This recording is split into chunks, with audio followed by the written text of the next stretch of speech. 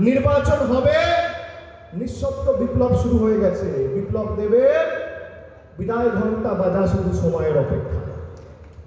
আমি যাতে না যেতে পারি ত্রিপুরায় 144 ধারা জারি করে দিয়েছি। গতকাল আমরা একটা কর্মসূচি নিয়েছি, সেখানে মহিলা একজন রাজ্যসভার সাংসদ সুস্মিতা দেব, তার উপর একটা মহিলাকে কিভাবে হেনস্থা করা হয়েছে, তার উপর আক্রমণ, বর্বরোচিত। আপনি ভাবতে পারছেন? রাজ্যের মুখ্যমন্ত্রী সে বলছে কোর্ট কি বললো কি না বললো আমার যায় আসে না, এখানকার মাইবাপ আমি। এরা যদি থাকে দেশ থাকবে না। আপনি দেখুন উত্তরপ্রদেশের মুখ্যমন্ত্রী ত্রিপুরায় গেছে, তৃণমূল কংগ্রেস গোয়ায় গেছে।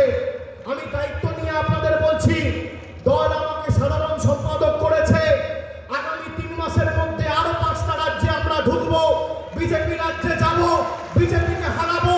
মমতা বন্দ্যোপাধ্যায়ের ছবি নিয়ে বুক চিতিয়ে মৃত্যুর আন্দোলন সংগ্রামকে পাথেয় করে লড়বো, এবং যে সমস্ত রাজ্যে ভারতীয় জনতা পার্টি মানুষের সংগ্রামকে, মানুষের স্বাধীনতাকে খর্ব করে গণতন্ত্রকে লুণ্ঠিত করেছে, আমরা সে রাজ্যে ঢুকে তৃণমূল কংগ্রেসের সরকার প্রতিষ্ঠা করে আসবো। আপনাদের দায়িত্ব নিয়ে আমি বলে যাচ্ছি।